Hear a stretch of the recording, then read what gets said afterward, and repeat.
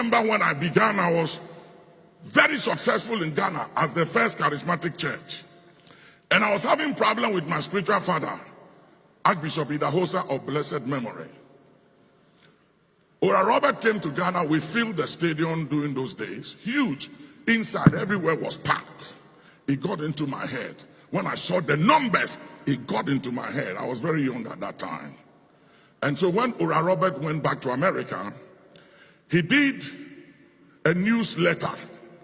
And in the newsletter, he said that Action was one of the branches of Archbishop Benson Idahosa.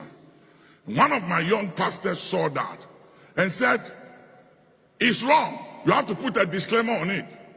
He's your spiritual father, but your church is not for him. I was very stupid, because if he's my spiritual father, he trained me.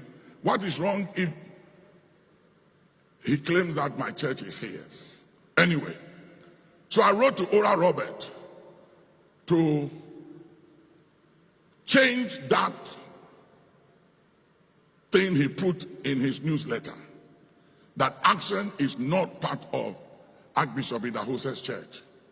So Ora Robert sent the letter to Idahosa, and Idahosa sent Bishop Coker, the principal of my Bible school, and 2 other lecturers that taught me in Bible school in the early 70s, to come and talk to me. So they came and said, listen, Papa wants you to come to Benin to meet him on this matter.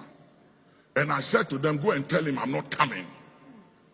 And Bishop Coker said, what did you say? You are not coming? And he said, Nicholas, do you know the implications of what you just said? And I said, I don't care. I was the only charismatic church. Everybody came to my church. We were huge. I had the numbers. And so, for whatever reason, I dishonored the old man. So they went back to tell him that Nicholas said he wasn't coming.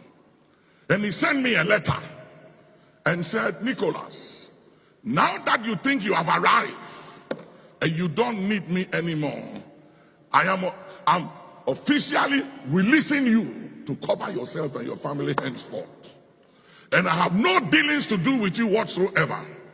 Before then, anytime I had a dream when I was young and I was battling and confronting things, every time I would see the old man appear and he would join me in the battle, and I always had the upper hand. From that day, when I received that letter, I never saw him in my dreams anymore. And I remember I took the letter and I burned the letter